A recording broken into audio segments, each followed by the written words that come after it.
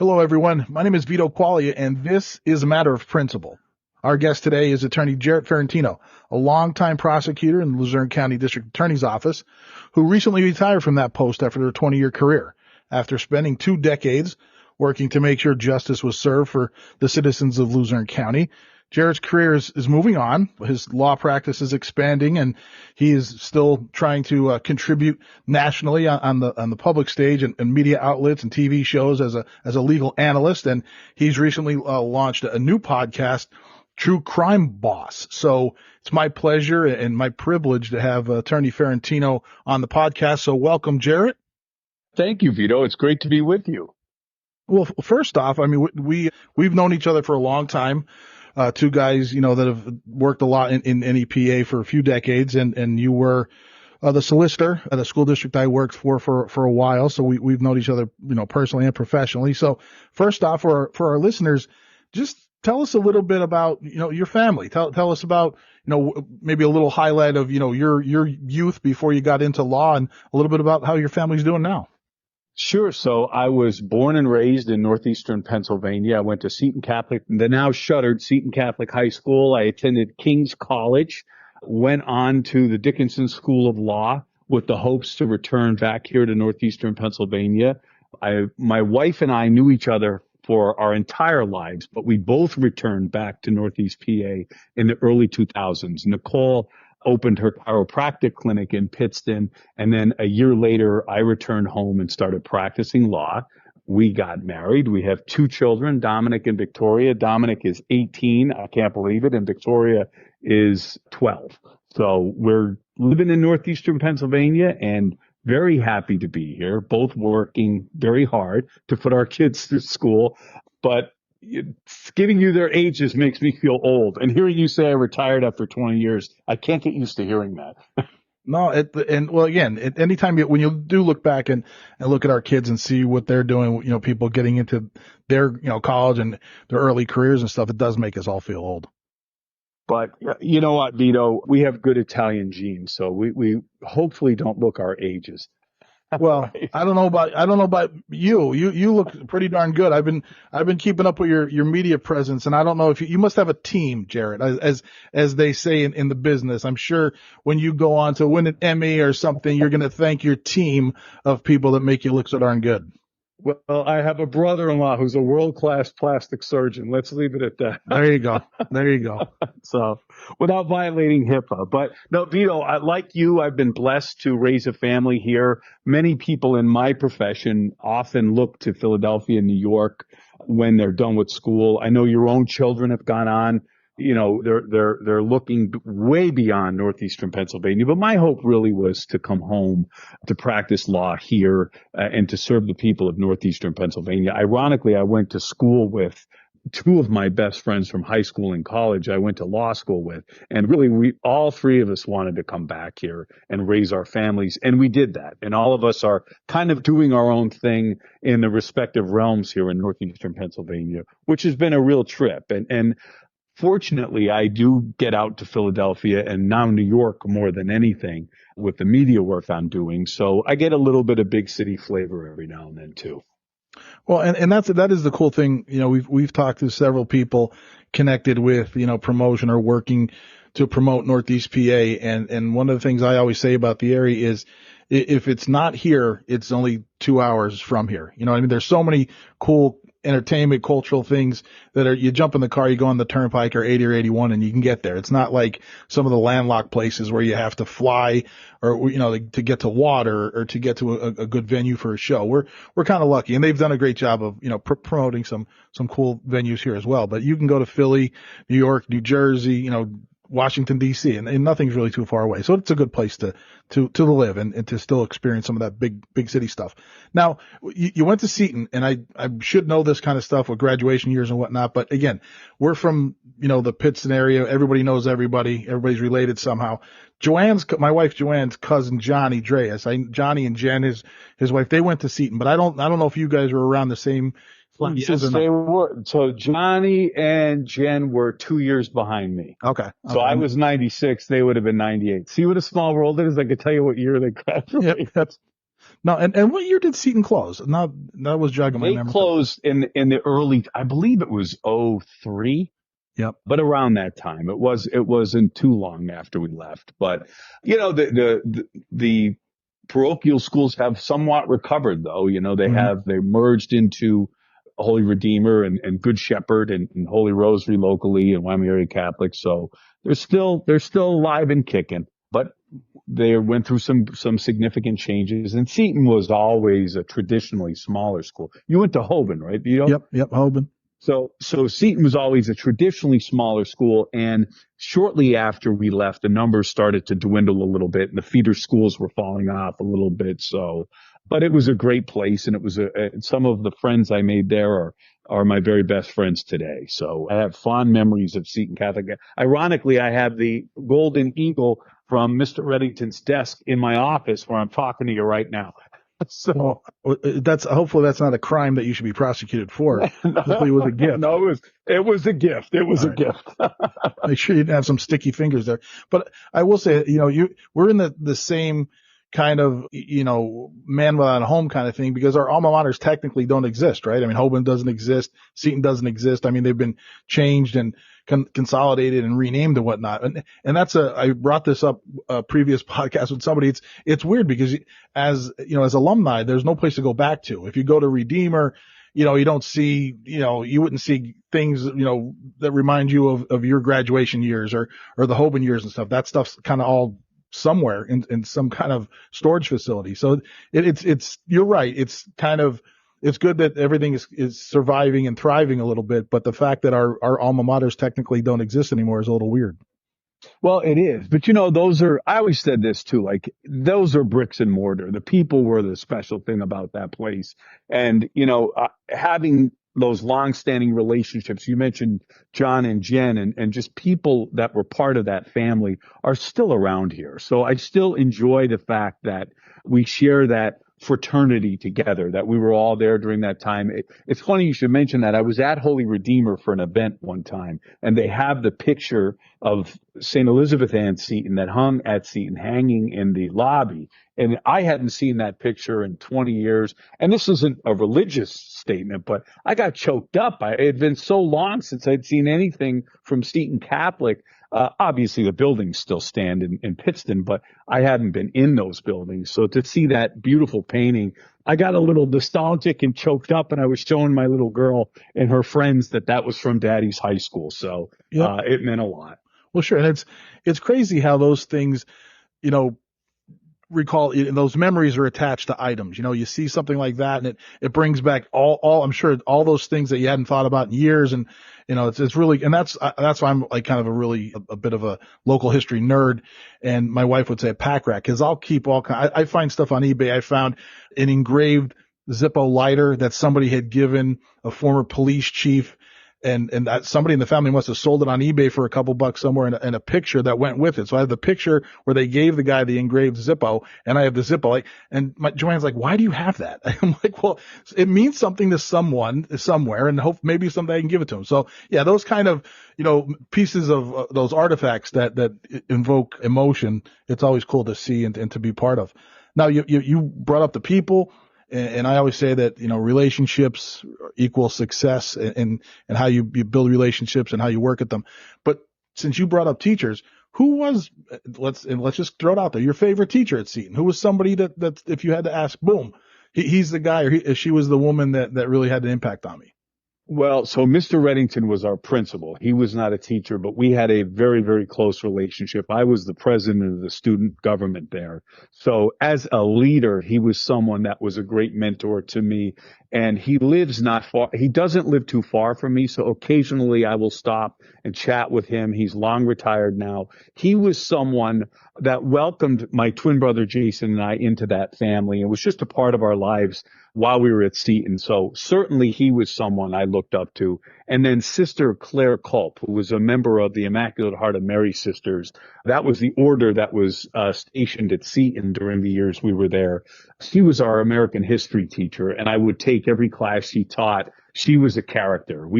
Her classes were conducted like the Phil Donahue show. she'd run up and down the aisles, and it was more of an open discussion. And she was very liberal for being an IHM nun, but she was very special to me because she was an adult that was part of a religious order, but at the same time was so welcoming of other people's ideas and opinions and treated us, the kids, like adults.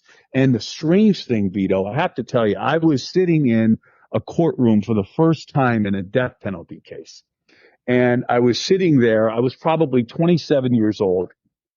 And as I'm doing the closing argument, I could hear Sister Claire's voice telling me, you need to show people mercy in your life.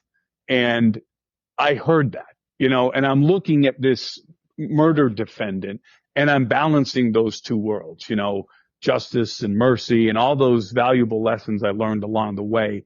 And I had the opportunity. Sister has since passed away, but I did tell her that story. I said, Sister, I still hear your voice. So that place, we had a lot of special teachers. There was another sister, Sister Daniela, who was just a little thing, but very, very sweet and special to the kids at Seton Catholic. So those teachers, believe it or not, more so than what they taught me as far as the fundamentals of their particular disciplines, were just how to treat people and how they welcomed young people's opinions and how they encouraged us to think. I think that really made a lasting impression on me for the rest of my life. Well, and that's the special thing about, teachers, that yes, they impart knowledge and they teach their content.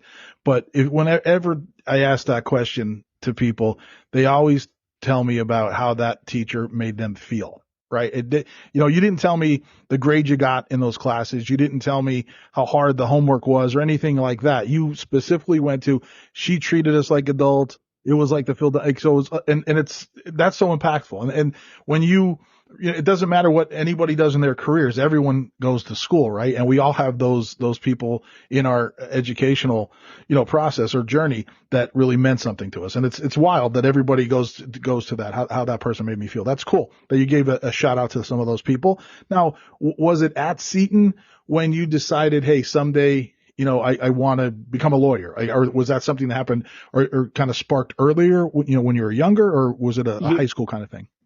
You know what? I think it was during that time. I mean, I was a kid. I was a horrible athlete. I was a horrible student. And that's not just, I literally was. In grade school, we had the ones and the twos. Okay. I was in the threes, the kids that were acting up all the time and just not getting the fundamentals, So, I've struggled in school as a young man. I was, like I said, if I got on the team, I didn't even play in practice. So I didn't have a lot of confidence as a young person.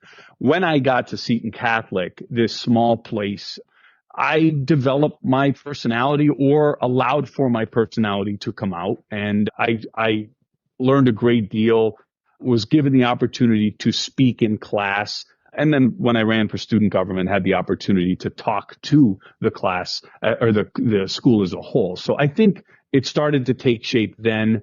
And through some of the things in my personal life, I took care of a sick uncle through many of my formative years. And for whatever reason, taking care of him and advocating for him made me want to fight for people. And it translated somehow into victims of crimes, which is where my life took me. And a lot of it took shape in those years.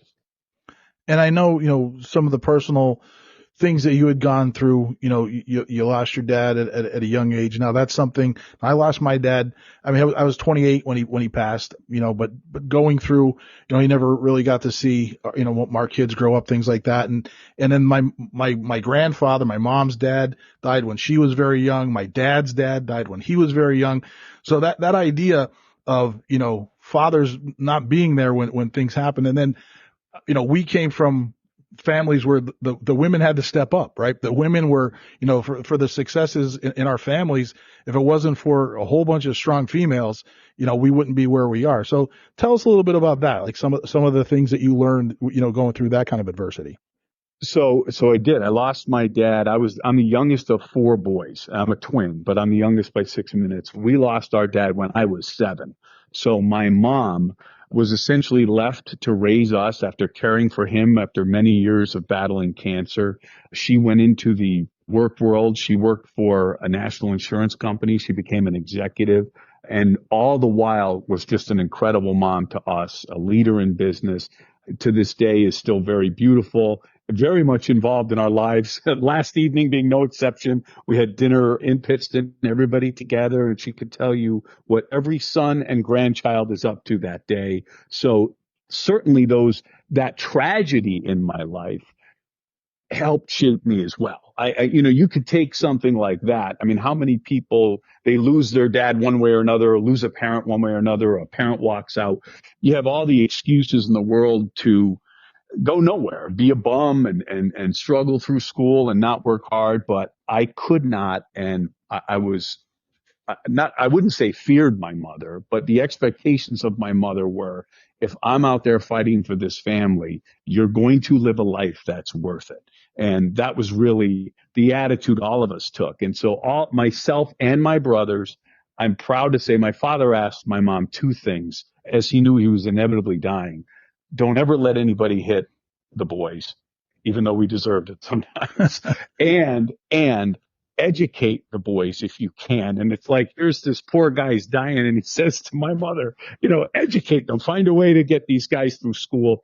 And I'm proud to say my brothers and I all got through college and beyond college and are doing the things we set out to do, and I'm proud of them. I love them. They're my best buddies in the world. And really, it's because of my mom and my two grandmothers that were very formidable people. And my mom eventually remarried to my stepdad, Charlie, who also, he came around when we were entering into our teenage years. And he was certainly a father figure to us and a great husband to my dad, or to my mom. So, these are the things that took shape. And Vito, you could never repay people like that in your life. And I don't even know that people like that want to be repaid. I find myself in situations now that present themselves where I'm like, okay, this is my mom reincarnated. I got to take this case for free, or I got to help this person, or I got to fight like hell for this particular person. And my mom really enjoys watching that process, I can tell you. Well, and that's, I think at the essence of all that, what happens to us in life is going to shape us. Like you said, you're presented with those opportunities. You can take that left or that right. Everyone has a choice. You could, if it's important, you make it happen. If it's not, you make an excuse, right? And it's kind of what, that's what the fork in the road, and you kind of took the right turn, I'm hoping, right? You have a pretty successful life, great family, wonderful career, pretty successful, great mug on all those billboards. You're looking good, my man. Now, I'm going to ask you a question. We'll talk about, maybe some wins and losses, what you did in the prosecutor role, but I'm going to throw the other one out. When you were, down at the DA's office, what's a case that was like a disappointment, a case that maybe you thought you had in the bag? Something that what really got to you that way? Not maybe like, the Hugo Selinsky kind of stuff and the big wins, but what was something that really irked you that it didn't go your way? Well, it wasn't a loss in particular. I certainly have lost some cases along the way and for various reasons. What really irked me was a case, there was a case we could not solve. Mm-hmm. I was a part of some of the cases that are currently cold. There was a level of frustration in those cases and that experience, but because I think we like closure, we like finality, and to have to walk away with those cases still pending was difficult. I think those were the ones, but the losses, Vito, I have to say, obviously you don't ever like to lose, but the cases that I've lost, I learned from, and fortunately they weren't these major homicide cases or anything of that nature. The cases I lost were tough cases, and we knew going in they were going to be tough. So I accepted that, and I accepted the fact that I could lose, but the fight was important enough and worth it enough that I was willing to risk that. So it's the cases that I didn't find that finality that kind of frustrated me over the years. Sure, not having that closure, that makes a lot of sense. Now, I'm a big Law and Order fan. Joanne would tell you that I've watched them too much. I could probably cite dialogue, especially the old ones.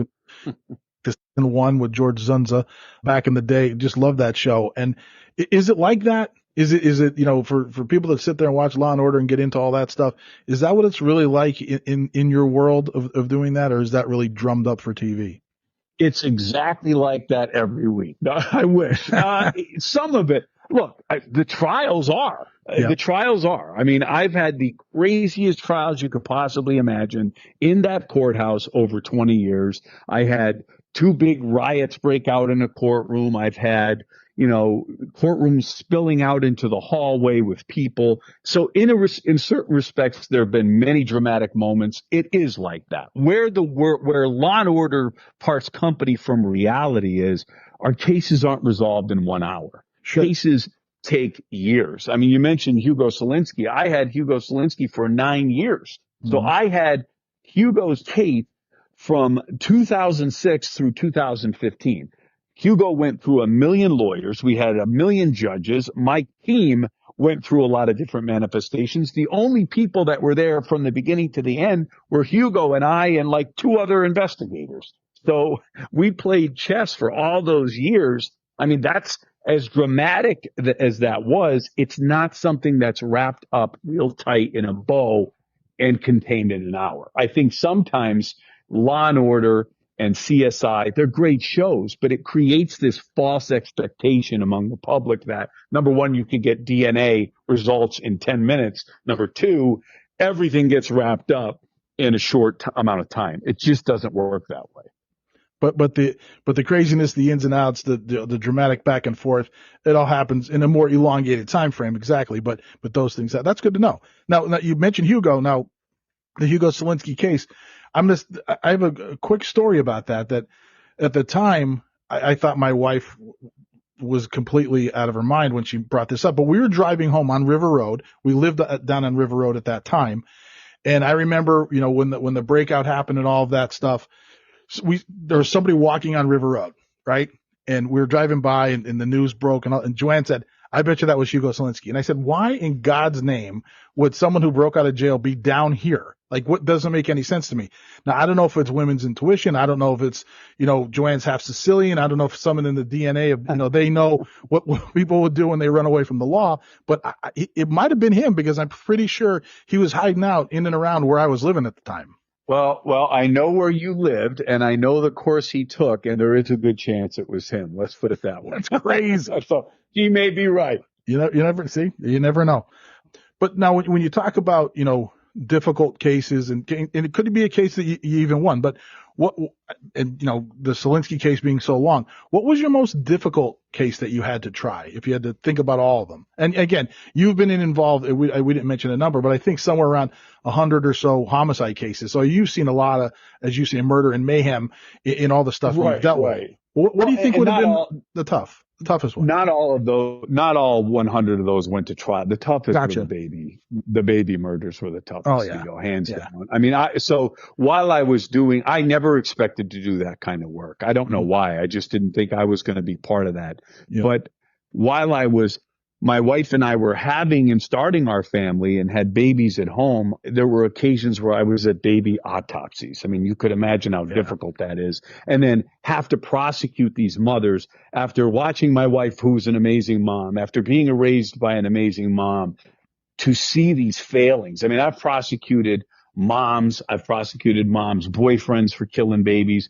They're tough because they tear you apart. Yep. They are so demanding. And then you got to go home at night, Vito, and, give the baby a bottle or play Mario Kart with the kids. All the while, you can't get your head around the horror show you were exposed to that day. So, it was tough to live a normal life and then to switch back into that world of murder and mayhem. I mean, you can't turn it off. And I'm going to tell you, it took me a while. I've been out of there since April.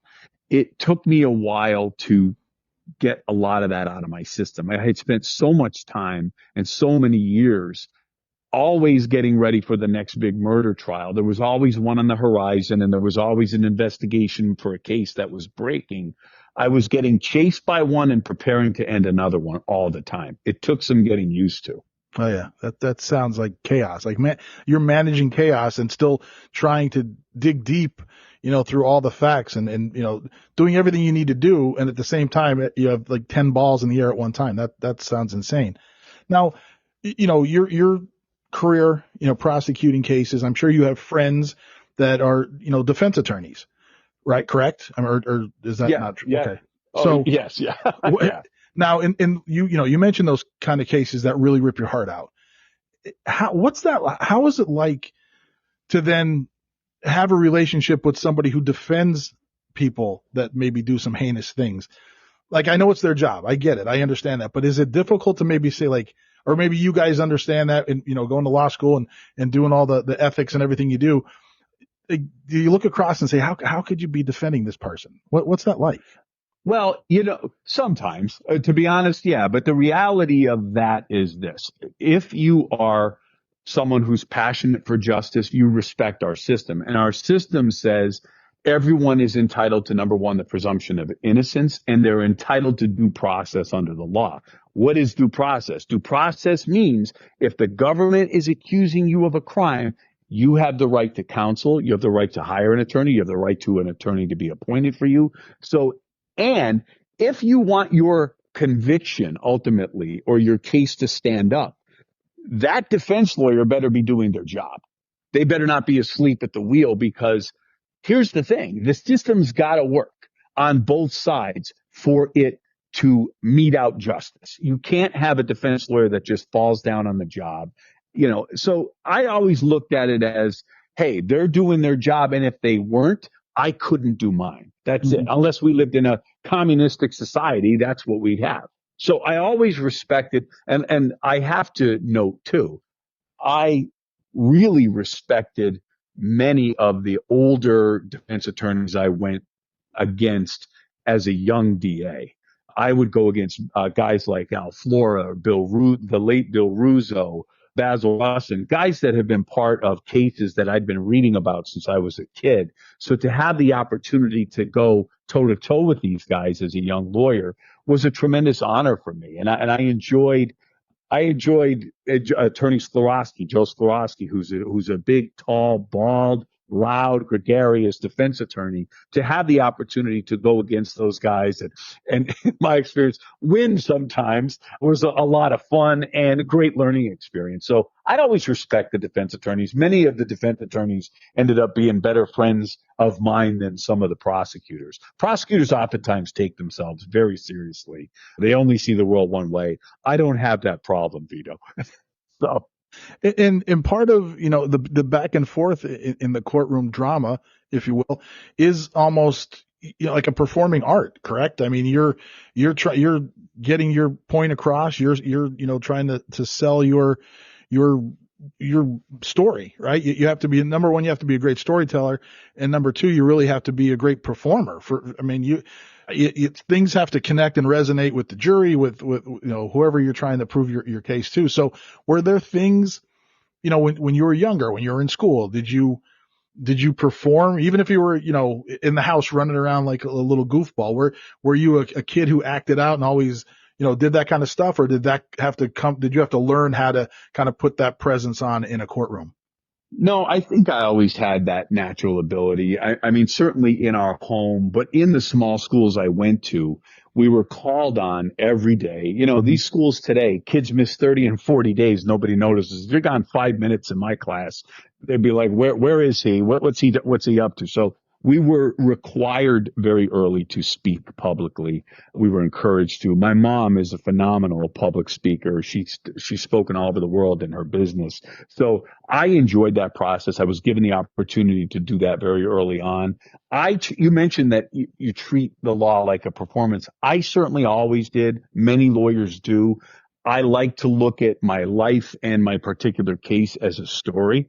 Mm-hmm. Some people don't do it that way. Some people approach it very much square peg, square hole kind of thing. Like, these are the elements of the law. Here's the evidence. And those folks, they're quietly effective. I had a style where I was extremely emotional. I was a yeller, a crier, you name it. I did it. And but that was the only style I knew, and I was comfortable in that lane. A lot of people aren't comfortable in that lane. So, but through my youth and growing up in a family where everybody was encouraged to talk and make their position known, and coming through those smaller schools really positioned me to be able to stand on my own 2 feet and express my opinion. Well, what is it about, the power of storytelling that now again, our two oldest children, went to law school. Joanne and I are, proud of that. And we don't really understand all the legalities of what they're going to be doing. They're kind of finding their way. Dominique right now is working in education law. Vito's still trying to figure it out. He has one more year, but in law school, is that something that, coursework where they really talk about, crafting the narrative when you're, presenting your case, or is that something that everybody kind of brings their own style to, or do they really kind of hone in on, hey, you better be able to, tell your story effectively to be persuasive? Law school has become more advocacy focused. Certainly there were courses about framing your arguments, but more importantly, law is really about learning the nuances of the law, property, contract, UCC. What I think it's important is you take these complicated, convoluted concepts, okay, in the law, be it contract law, criminal law, you find a way to simplify the law in a way that relates to a story. That's always what I did. It's what I like to do on, in the shows I'm doing now, is you take these complicated, convoluted concepts and relate them to something people are dealing with every day, or tie it to a story that they won't forget. That's really the way. And I would always say, I need a one-liner and a story for a particular homicide. And I would try them out on Nicole or my mom as we're getting ready to go. Or I would say, look at this case. What do you think? I had a case very recently, and this is very tragic, but a young cheerleader was killed. She was killed, and her on and off again boyfriend has since pled guilty to the murder. But I remember being there that day when she was shot and killed, and I was standing in the hallway, and there's a picture of her, and she was an only child in her mother's hallway. There's a picture of her as a baby. There's her Holy Communion picture, and there's her cheerleading picture. And then the rest of the space down the hallway, there was going to be room for a graduation picture or two, and probably a wedding picture. And I thought to myself, as I'm standing in that hallway, there's never going to be another picture there. And I'm staring at that blank wall. And that just sunk in my mind. She was literally killed there that day. That image is what I was left with. That's the image that haunted me. And that's the story. When you're telling this case, you tell the jury, you tell the court, you tell the families that, this is an empty wall now. This is a life that's not going to be lived because of the stupid actions of a young man that day. And that's how you take something seemingly insignificant that you observe at a crime scene and make it part of your narrative. That's powerful stuff, man. You definitely, you just your description of it, I just had images pop in my head exactly, word for word when you're going through that. So yeah, that's definitely the way to really make something stay in someone's, mind when you say it the first time. It's not really going to go anywhere. Now, you're super successful, right? Let's call it the way it is. You've had a very successful career, and I'm sure you're going to go on to continue. Who could argue, Vito? If somebody says who could argue, right? Well, but I appreciate that. Well, here comes the curveball, my man. Right? Why not take that? Why not take all that you've accomplished? Pack up your suitcase, go to LA, go to New York City, and become a defense attorney and make 100 times what you're making now. Why not? You have the pedigree. You know what you're doing. You've seen that side of the law. Why not use it the other way and go defend a whole bunch of criminals that need justice must be served and they need a rigorous defense? Why not go do that? Now that you mentioned it, I might. But let's go. So, I happen to know some of the best the best criminal defense attorneys in New York these days, because for some of the work I'm doing, it's just never felt like me. It never felt like me to do so. Just like, I never felt like I was going to play third base for the Yankees. Like you have a path, whether you like it or not. Okay. My path took me through northeastern Pennsylvania. I didn't want to be anywhere else. And I always knew, Vito, I would be given the opportunity to tell the stories and this kind of work on a larger stage. I didn't necessarily know which one, but I never felt compelled to do this work in a big city as a criminal defense attorney, even locally. I just don't do that kind of work. I would never say never, but my life was always advocating on behalf of victims. That's just, and in my private practice, primarily has been fighting for those that are injured or looking out for clients that have been wronged. So I'm happy here. I've found great satisfaction here. I found not super success here, as you described it, but success enough to raise our family, provide a nice home, to educate our kids here. So as of now, I feel like I'm deeply rooted here and will likely remain here until the inevitable move to Florida part-time. I hear you. Well, now here's a big question I'm going to throw at you. And again, this might be a podcast we could start on a different day, but what is Jarrett's opinion of this? You've talked, two sides of the same coin. You feel, this overwhelming sense of who you are is, standing up for those who need someone to stand up for them, fighting for the victim, making sure justice is served. But yet all of us pump the brakes driving by a car accident. All of us tune in to watch The Sopranos.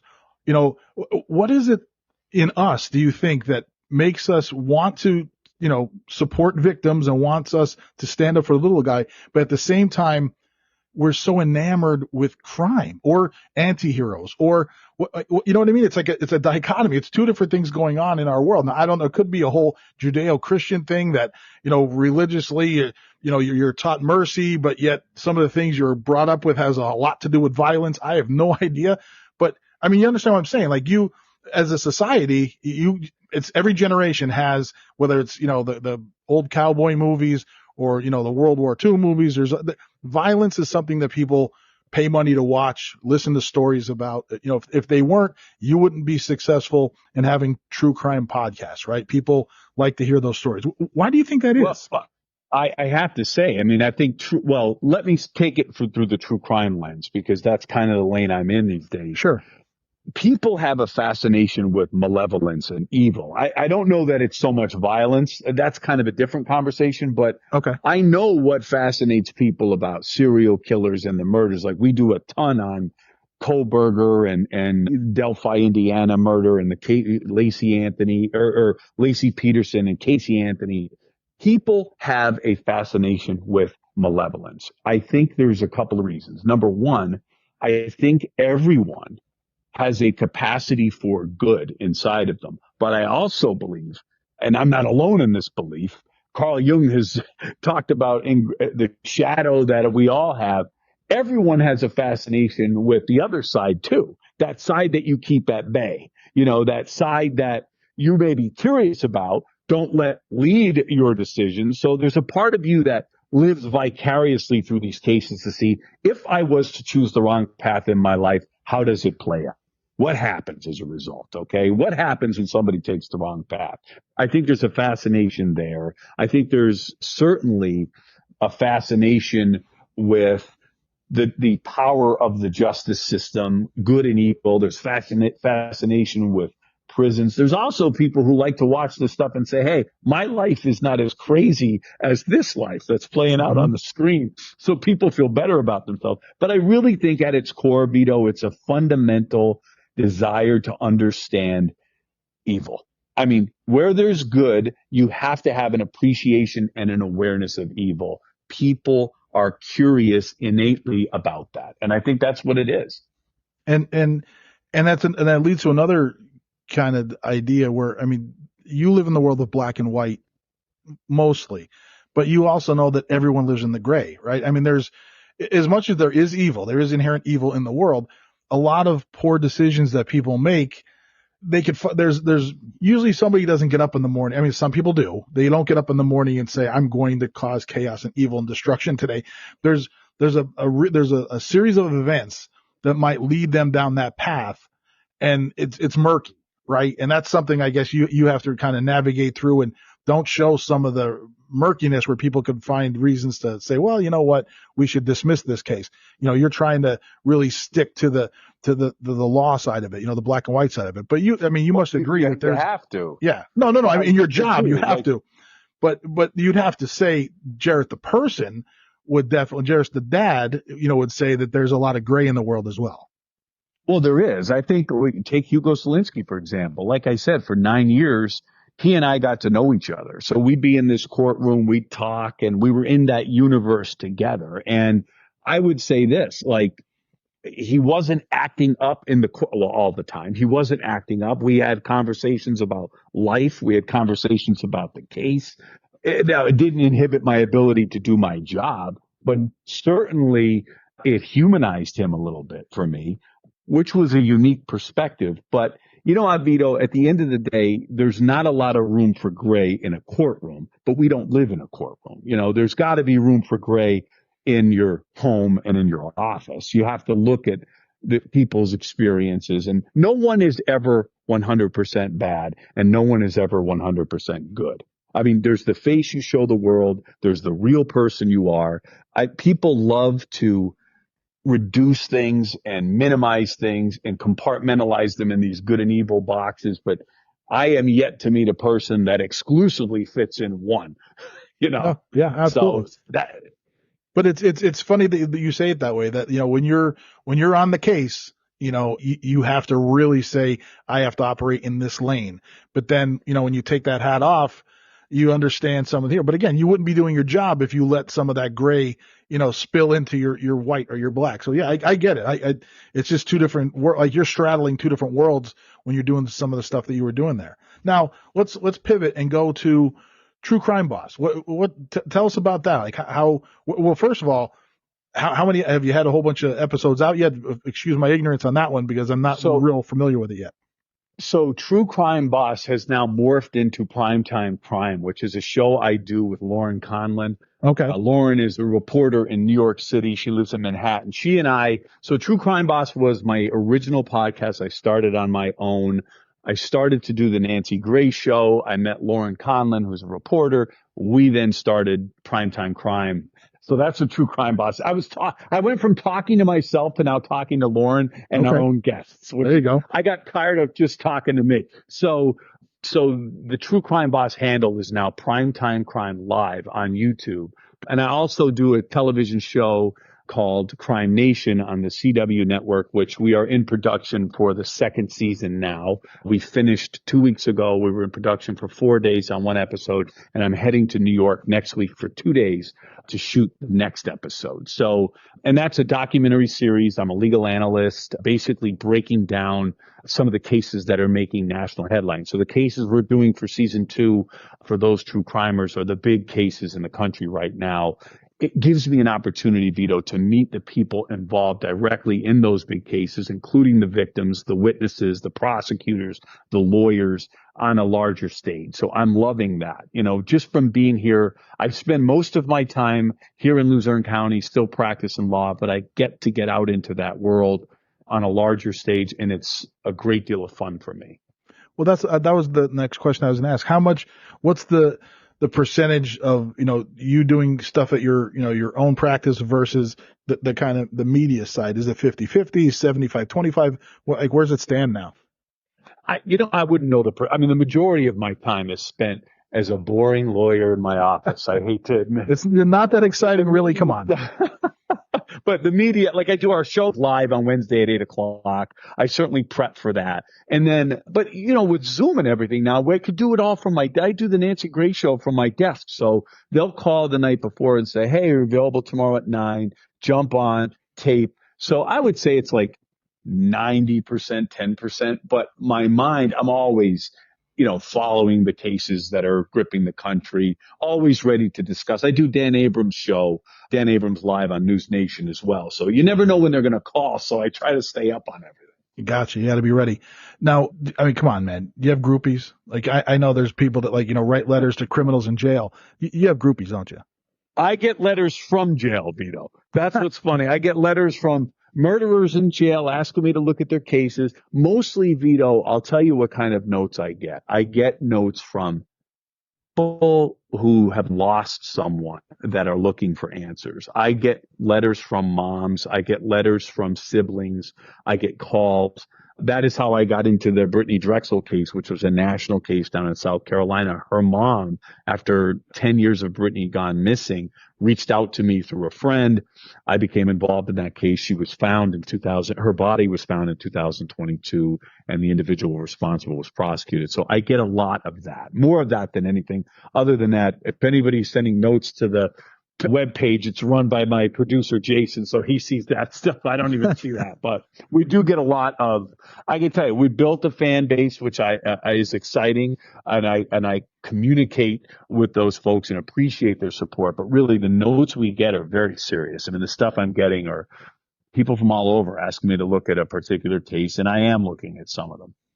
Well, and it's clear in just the way you describe what you're doing that you have just as much passion and conviction, for this new part of your career as you did, all those years, prosecuting cases. So, we wish you, as we wrap up here, we wish you, continued success.